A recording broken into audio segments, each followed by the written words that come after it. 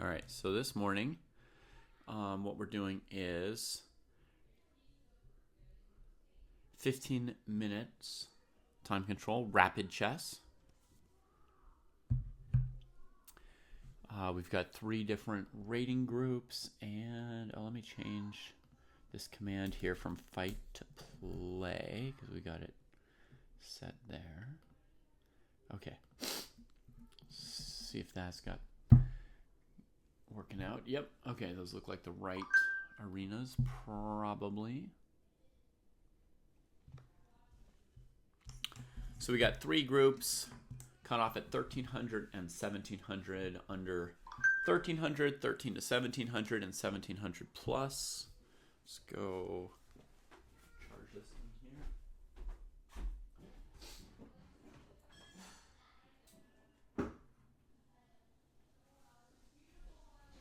Just beeping at me. Ugh. And I'm just gonna try and seize this moment to eat my breakfast as we get set. Oh.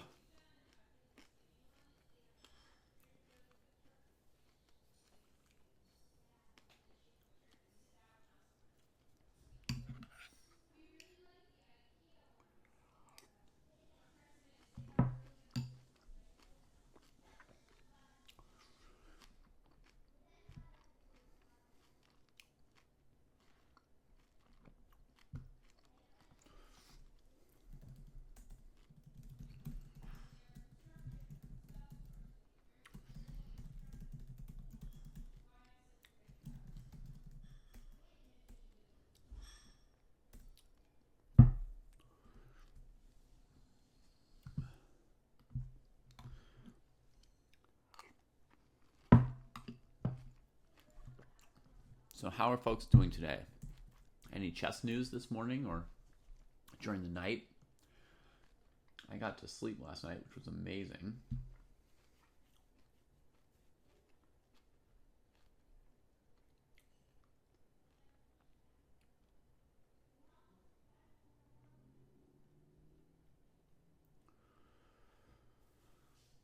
Looks like Faustino Oro's having a good tournament at the Legends and Prodigies tournament.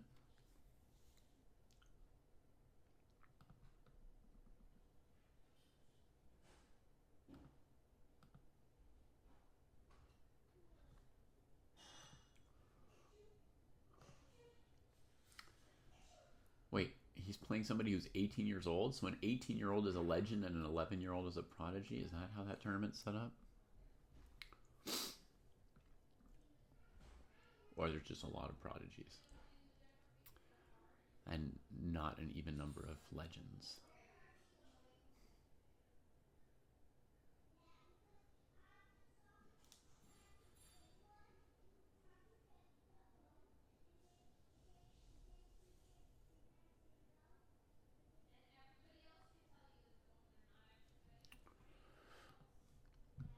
All right, so if we open up the club, that's another way for folks over on, say, YouTube to find their way to the tournament. It's an easy way to maneuver from the chess.com group here to the arenas.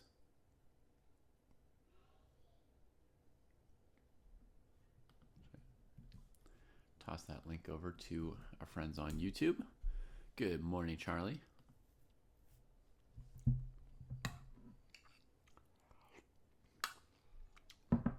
Well, I guess good noon, good midday.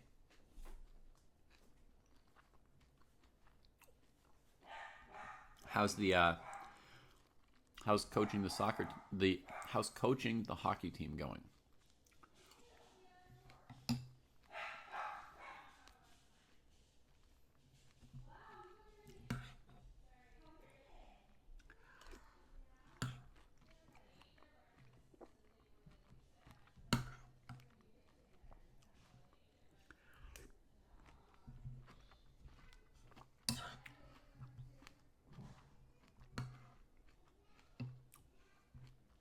Ooh. the trampoline leg break. You hear about it, but ow. Oof. Whew. I'm really sorry for your son.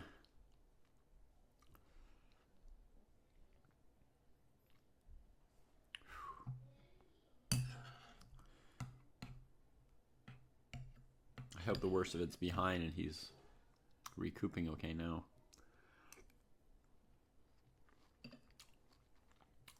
Hi, chill guy.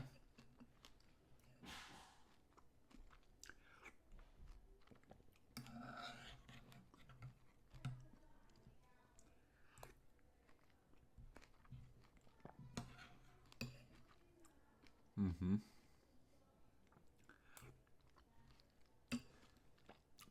Hi, Oscar.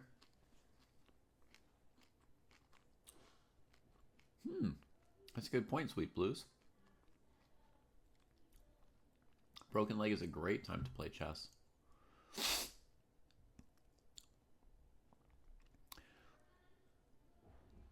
Like, I've been, I've been off my feet quite a bit recently.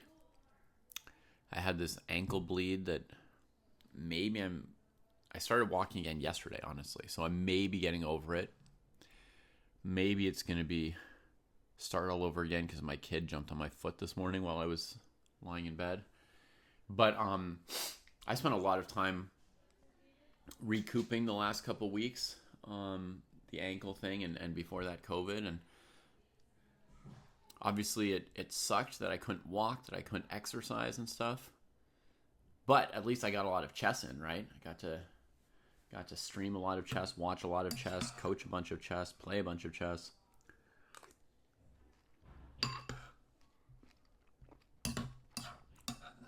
Very nice, Oscar. What's your goal?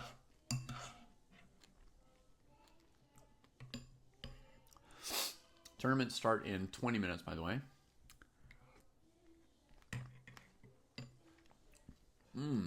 Chill guy, you want to know what to study?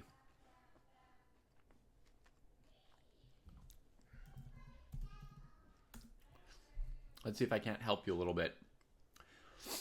So, chill guy, when you log into Chess Dojo, do you see something a little bit like this? By which I mean there's kind of like your profile. And do you have any like squares over here telling you stuff to do?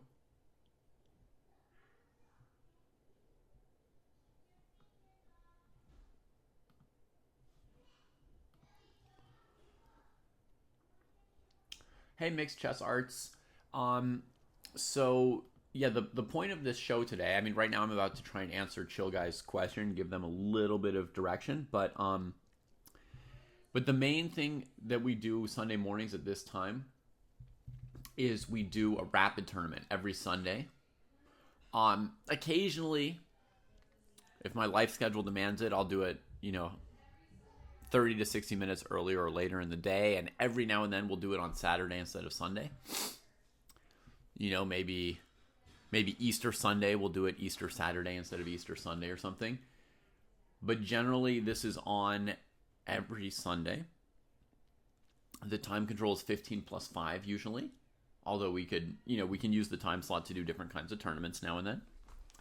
And yeah, the hope is for me to be able to provide live commentary on viewer games. So when I watch a game between two players rated 1400, I'll try and give commentary and advice that would be useful to 1400s who are watching the show. When I watch a game between two players rated 600, I'll try to provide commentary that's kind of aimed at 600s so that it's useful for them when they go back and watch it. And the people playing in the tournament will either close their streams or mute their streams or something like that so as not to be distracted while they play, right? But then, like, if you've ever seen chess commentary on, like, a GM tournament, this is the same thing, but on a not GM tournament, right?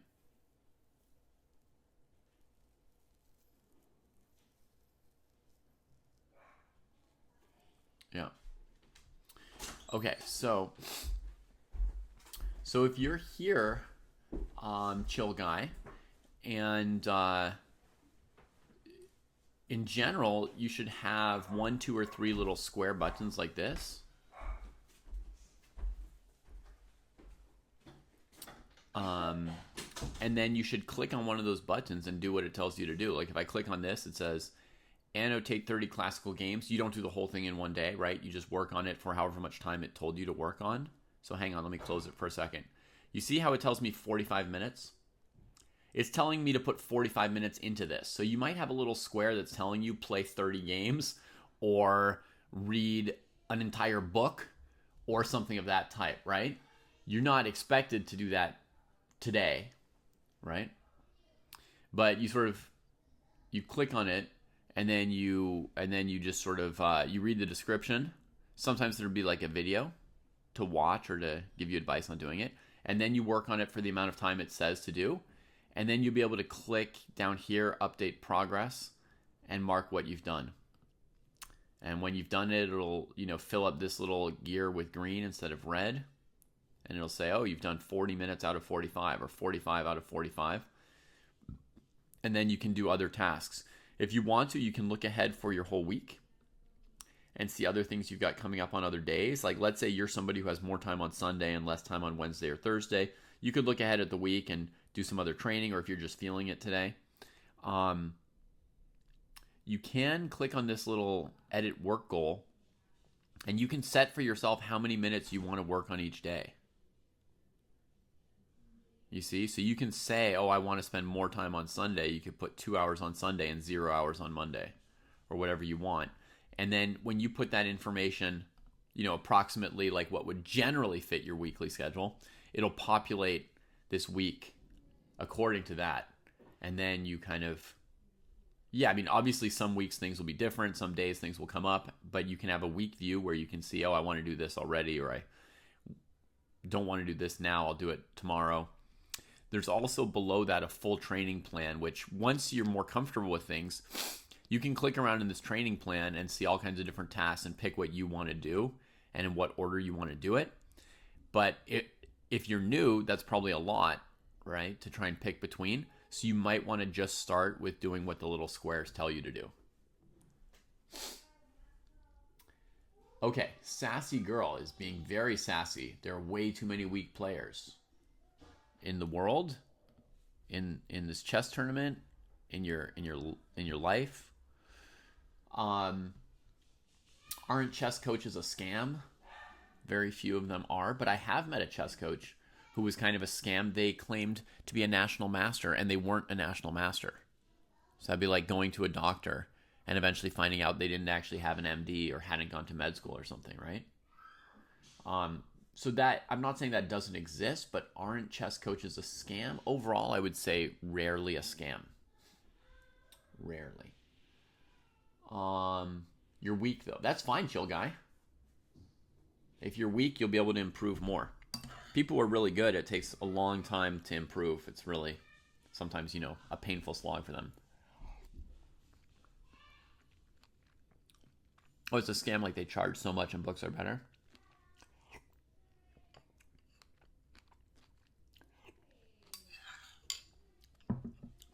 We once did a show in which we ranked like the best ways to spend your money in chess, Sassy Girl. And we definitely did not say that coaches were one of the most efficient for your money ways, right? So when you say coaches charge a lot, they may charge a lot compared to how much people have available to pay for lessons. But I don't think that chess coaches are charging so much that they're living cushy lifestyles. They're just charging, most of them are just charging what they need to get by and live, Is it more effective to buy a book or to buy, let's say, I think one of the most effective things is to buy, say, a membership to chess.com. You buy a membership to chess.com, you get access to, thousands of hours of grandmaster lectures about chess and, puzzles and all kinds of stuff, right? So there are more efficient ways to spend your money, perhaps. But there are some good things that a coach can do for you that others can't. There are situations where a coach could be a good choice. And one of the best ones is what Oscar Chess is saying. When somebody is stuck for a while, on like a plateau, and they don't really know what their problem is or how to get past whatever that problem might be. Maybe they've got a feeling of what they think the problem is, but they can't figure out how to fix it. That's one of the most effective times to get a chess coach, right? because the coach can often, depending how good the coach is, the coach, at least I would be able to tell you what your problem is, why you're stuck on it, and what would be a way to try and work past it.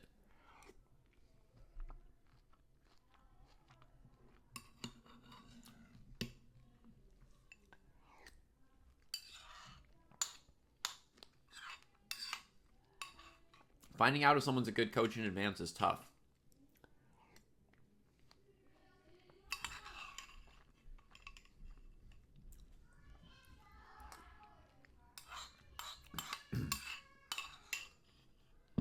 I would say the most effective way to figure that out, honestly, is to take one lesson and then judge for yourself.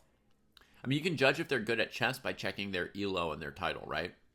So that's step one. You want somebody who's good at chess, but that's maybe half the equation. You also need somebody who's a good teacher and who cares about teaching, right? So Artur Naxon's coached Levy Rosman. Artur Naxon's is probably a pretty good coach, I would think.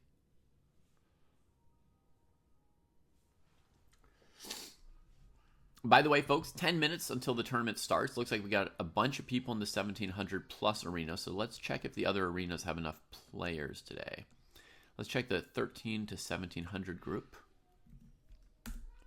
Levy didn't get his GM norm. Right. Well, if you don't get results as a player, sometimes it might be the coach's fault. Sometimes it might be the player's fault. Sometimes the challenge might just be too great. When you're talking about GM norms, there are people who just can't make GM norms, period, right? So, oh, there's nobody in the 13 to 1700 group? That's weird. So, Spencer, why don't you join the correct group? There's still 10 minutes to go, and let's get some people into this group here. All right, 13 to 1700 group. Let's join the tournament, folks, right? So, !play. There's the link. Over here on YouTube. Let's see if I can send a link for this. Thanks for the support, Falk. Let me share the link to this over here. And maybe take this off my face for a moment.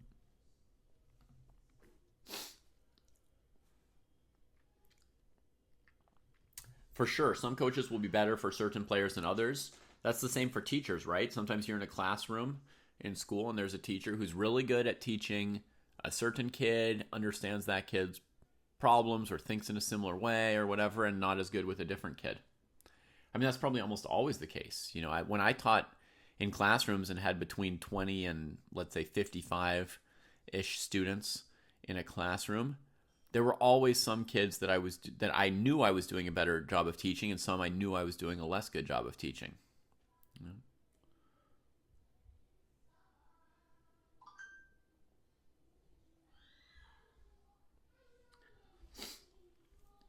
Yeah, players over 2,000 might need basically IMs or GMs as coaches.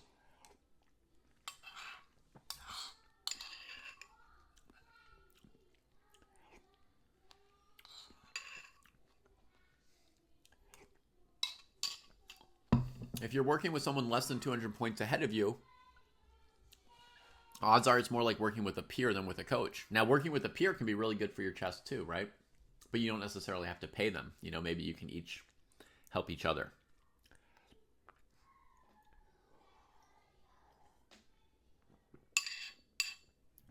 Most of my chess improvement in my life has come from working with peers.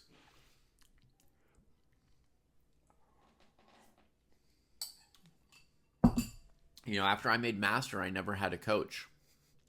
I just worked with other players. Hi, Almany. All right, Spencer, we got 2 people here into the 13 to 1700 group already, so we just need 2 more in the next 7 minutes. So here we go. Get in there, folks. Great morning to play some chess, or great evening for some of you.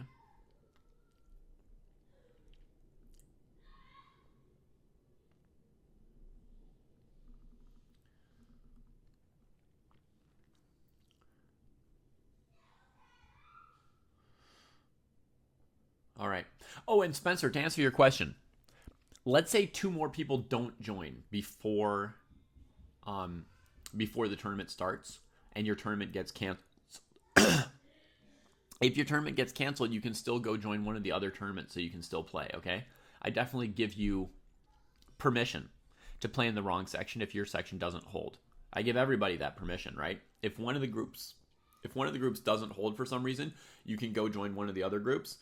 But until the tournaments get canceled, let's go in the correct groups and try and make them all hold, because it's most interesting to play games with people who are, competitive with us, right? Not too far above or below. Do I think Kostya can make 2,900 blitz? Sam, I didn't even really think he could make 2,800. So I don't know what's going on with Kostya. I don't know how he's playing so good. I stopped in on a recent stream of his and saw him play a brilliant game. And it was like a game, well, it looked like a position where you really have to calculate, and he did it in a rapid game. In a blitz game. I was kind of confused. Are online ratings useless? No. You are so sassy. Are the ratings useless for OTB improvement? Yeah, online ratings, like your rating doesn't make you better. But 2,700 rapid on chess.com is only GMs. And it's only GMs who are over 2,600 FIDE, pretty much. Most of them are 2,700 FIDE.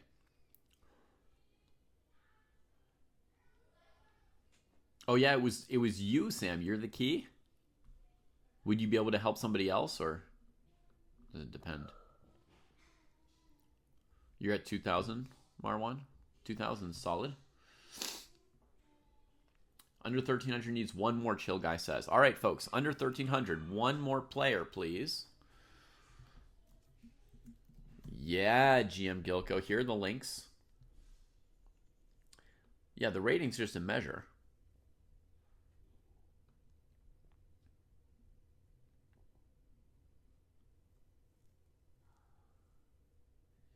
Ooh, sounds like you had a tough first OTB tournament, Alexandre.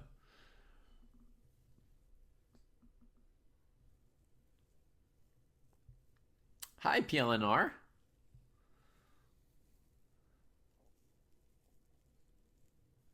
But anyway, like your online rating, yeah, it's just a measure. It doesn't make you better, right?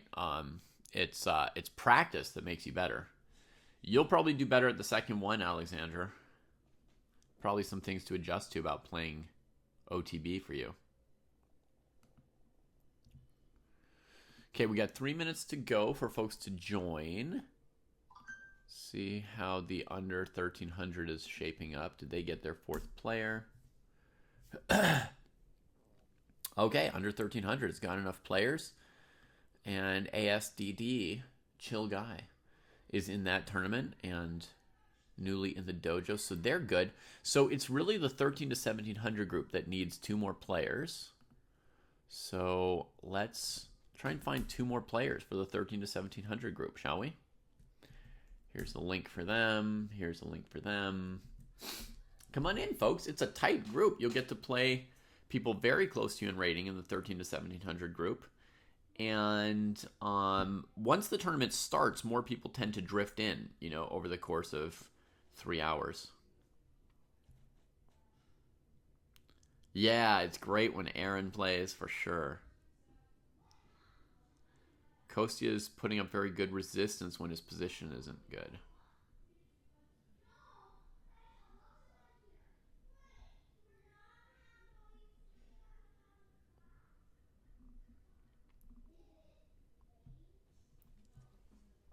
Do we do Sunday classical games on Lee Chess? I'm not sure.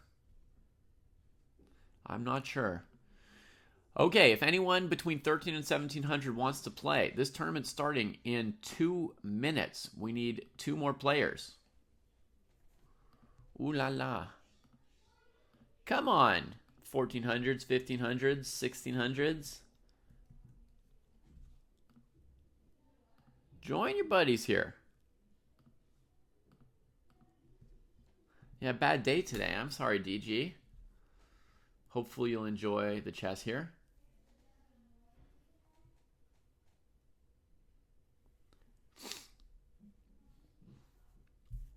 You study GM games as a study plan? Are they important to study? Yeah, they play pretty well. You've already studied the world champions, then I guess you've got nothing left to study but the modern GMs. Yeah, study the modern GMs if you like.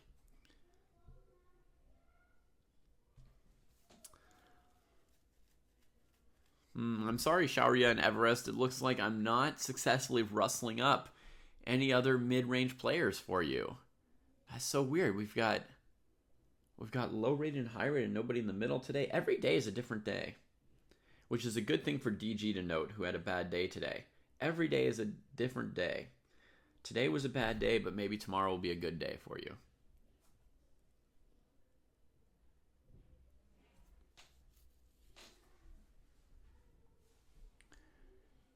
It depends how far in the past you mean, sassy girl, right? In the era of Steinitz, yes. In the era of, Kasparov, there were 10 good players, in my opinion. Definitely.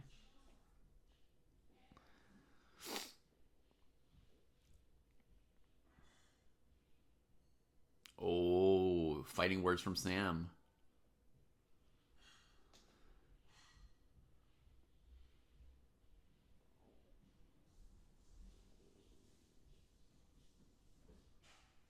Oh, shoot, DG. I see what you mean, huh?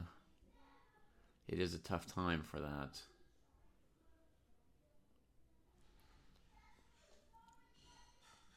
Jesse Kraai has maybe 77 instructive games ever. Wow, that's very precise. Very precise. All right. Good luck, everybody. Enjoy the tournament. Enjoy your games.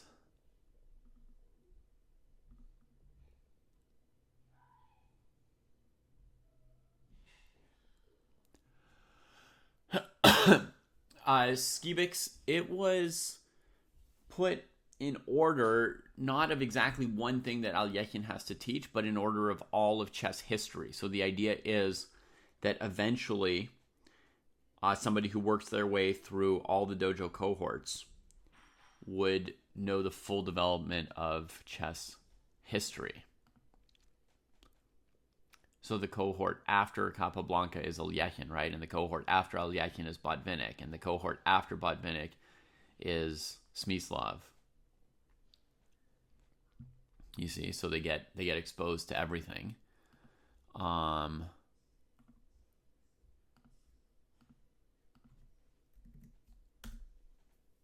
you see the game developing exactly. So each level that you click on, each level you get to, right, is a level above the previous level. In that sense, there's a logical, like math and a lot of things you can study in that order, right? When they teach physics in school, they often teach you, like, here was like the first model of an atom, and here was like a better model of an atom that someone came up with next, and they sort of explain along the way what did people like think about and discover, and like what got them to revise their model, what were they looking at and thinking at to get to the next, more precise version of their model. And it's a similar thing with studying chess. So we got FM against NM here, also with like super high ratings. I mean, they've got higher ratings than me for rapid chess for sure. Those are big ratings because, the last time I was looking at and playing chess.com rapid ratings, they were pretty representative of OTB ratings. Renga, we've got an Austrian flag here on Schlechter. Schlechter, one of the greatest Austrian chess players. Yeah. And Evan here with a United States flag, it looks like. Used to play all the time, and we haven't seen him as much lately, but great to see him, of course.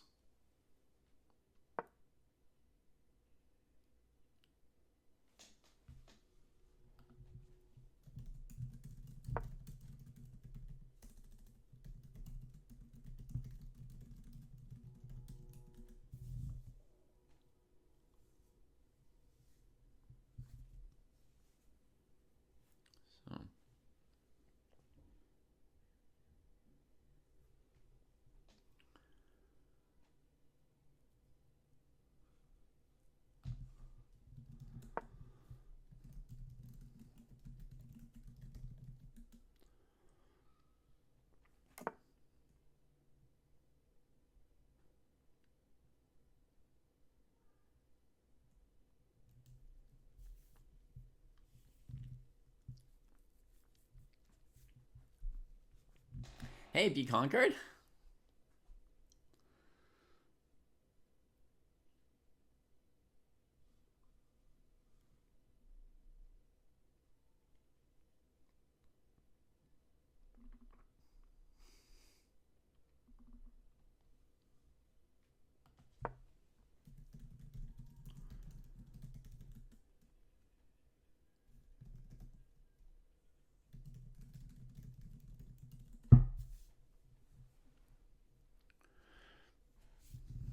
All right, right on, Be Concord. I appreciate you trusting me enough to watch it, and now I hope that that it will have its desired effect.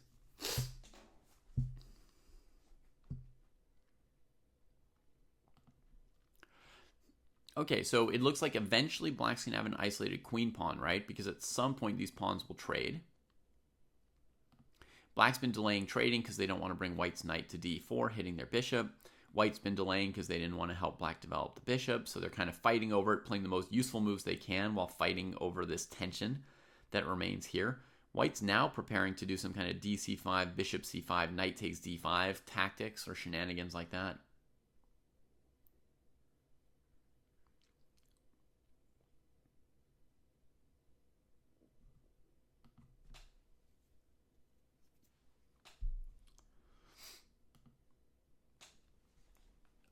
Countersparks is the first player to win in the tournament in just 4 minutes. Wow. Holy moly, the tournament is brutally strong today. We've got like 10 masters in this tournament. We've got Ask and I Will Blunder versus Icy Stun. Look at them. They almost have the same flags here, Norway and Denmark. What a battle.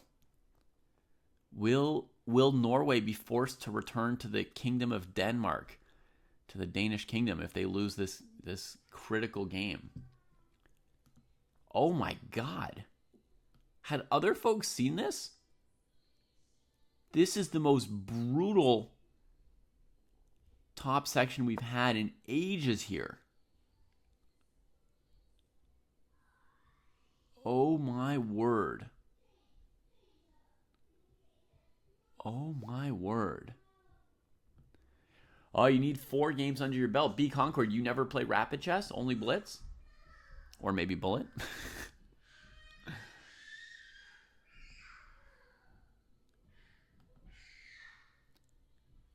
Another master affair over here. Let me see what opening they're playing. You've played 4 games? Yo, just go play 1 game and then you can join the tournament. It's stacked today and it looks like you're interested. You only need 5 games, and you can join the tournament anytime in the next 3 hours. So, hey Hemlock, my top student in Coach Champs is Martin. Chess.com handle Göteborges.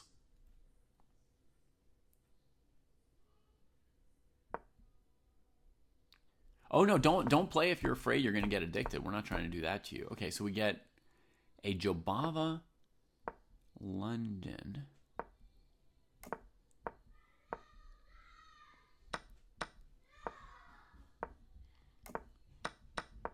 Black gives up the dark squared bishop. And what's the plan here with this pawn sack? They're thinking about it quite a bit here.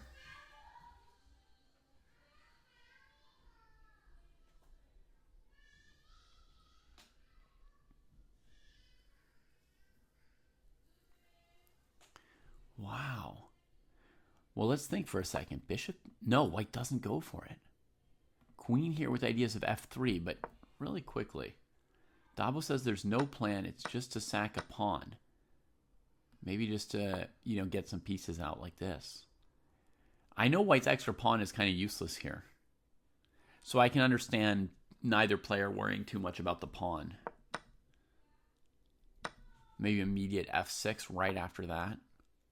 And then, well, the thing is white can throw in rook d1, but then there's knight d5 maybe is okay. Rook d1, knight d5, c4, pawn takes. Yeah, okay. So maybe an idea of just doing something like this, right? Control white's pieces with a pawn structure and then just and then just play the game. Wow. Yeah, okay. Genius idea from black, honestly.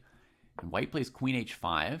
Black still wants to play f6 and still plays it. Queen h5 doesn't dissuade them.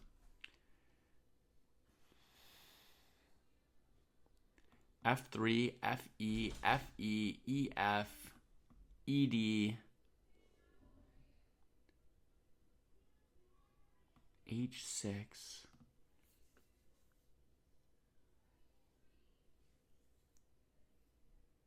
Queen g6. I don't quite think white can sack a piece with f3, but it's close enough that they probably thought about it a little bit, and they went for it. Oh my god. Hey, it's a great day, Hemlock. Normally we're blessed to have 1 or 2 masters in the top section, you know, and you could be lucky to get to play 1 master if you have a great tournament. But today you could play 10 masters in 1 tournament. I don't know where they came from. Every day is different in this world, huh? Absolute bonkers. All these amazing players. Man.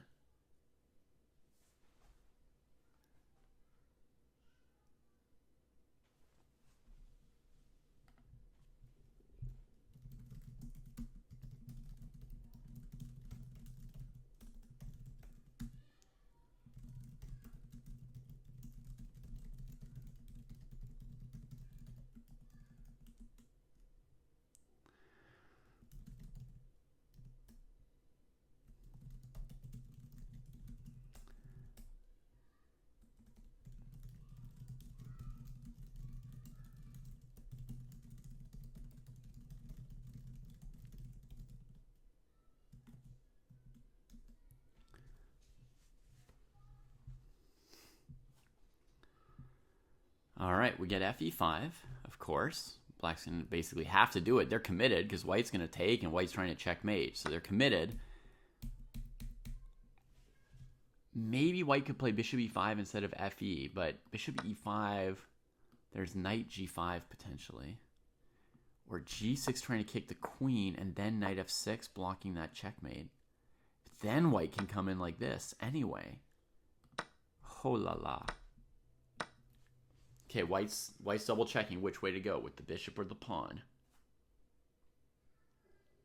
Normally, Hemlock at 1900 would be like the average player in our 1700 plus section. You know, maybe 15 out of 16 players would be between 1700 and 2100, and then we might have 1 master. But wow.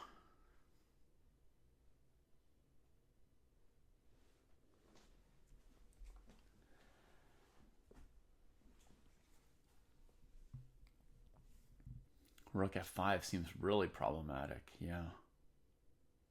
Just trying to stuff that diagonal. So it's got to be fe4. Okay, Jill. I'm glad you had an exciting game. Oh, B conquered notices another weird move. I didn't even see that move. Queen e5 threatening this knight. Then if black wants to come out ahead, they might have to try rook f4.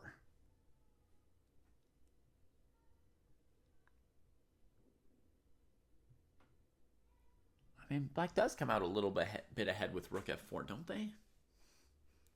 Let's see what we get. fe4, yeah. The most complicated, the most direct. Does this guy have like a picture of Mikhail Tal or something as his personal picture? Oh, I know Gabriel. They've played in a bunch of our tournaments before. Later, I began to succeed in decisive games, perhaps because I realized a very simple truth. Not only was I worried, but also my opponent. Yep, Mikhail Tal. Well, Gabriel's making Mikhail Tal proud today. We're seeing the influence right here. G6. Now there's just queen e5 and white's golden. Whoa! Gabriel. You think in the queen e5 line before, after rook f4, the 2 knights are worse because the bishop is stuck? No, Tomas, these are arenas you can join whenever you want to. You could even go for a walk, come back, and still join. They go 3 hours, these arenas. And And Tomas, the tournament is full of masters today. This doesn't happen very often. It's a crazy shark-filled waters today. Why not pawn takes? Maybe e5, not e takes d5, because e takes d5 releases the pieces. Then h6 takes. I mean, this would be a long-term knight sack like this. Queen g6, there's rook f5. I feel like the critical line was definitely for black to take that bishop. Oh, white's going for rook f8 mate now. This game might be over in moments. But Be Conquered or somebody else really good in chat? Sam seems to be in chat while also playing, which is not the normal way of doing things. Does anybody see something clear for white if black took the piece here?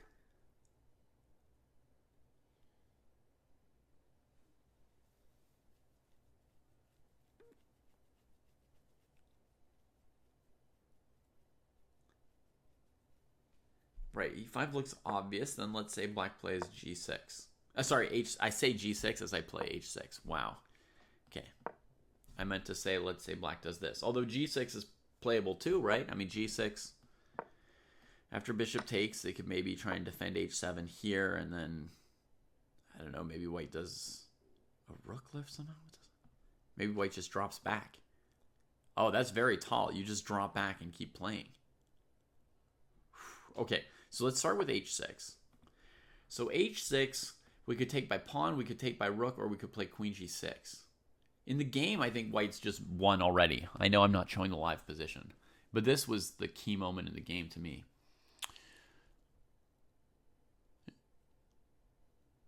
Any moment now, you'll just see the result pop up that white's won the game, I think. Rook f4, rook f4, pawn f4, pawn f4. Queen g6, rook f5, rook f4. But how do you ever break through it? Oh, g4.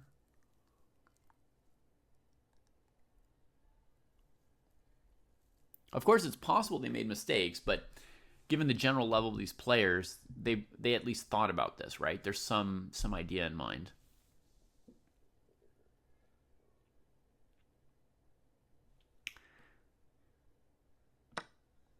Rook f4, maybe just trade. There's the announcement that white won, see? So bishop h6 looking for rook f8 mate, trade, queen takes, rook f1 anyway. Boom. Queen hanging, queen sack at the end. Well, Mikhail Tal would be proud of middle game today. Beautiful one, Gabriel. God, I hate to have to run today with such an incredible lineup. It's a special thing to watch all these players going. But today I have to go do something with the kids. So anybody who wants to play, join the tournaments. Here are the links again. We'll send the club link over here on YouTube. It's going to be a spectacular tournament.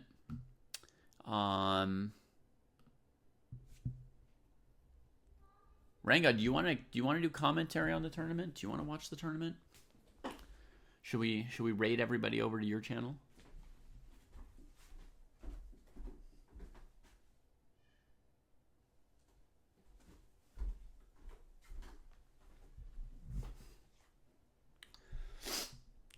Incredible tournament. Incredible tournament today. I mean, it's also fun watching players of every caliber, but yeah, okay, it's fine, Ringo. It's fine watching every week. It's just fun how you get different things. And this week, wow. I mean, do you guys see what we just got? I would too, Ranga. Let's definitely plan that. I mean, we just got a Mikhail Tal game, folks. Boom, boom. Queen h5, f6, f3. Oh my God. Queen sack too. I mean, come on. How much can you get in 10 minutes? Beautiful, beautiful. Woo! All right, folks. Well, I'm just going to wish you all the best day possible. I'll be on tomorrow. Well, my kids are in school, so I'll see you all very, very soon.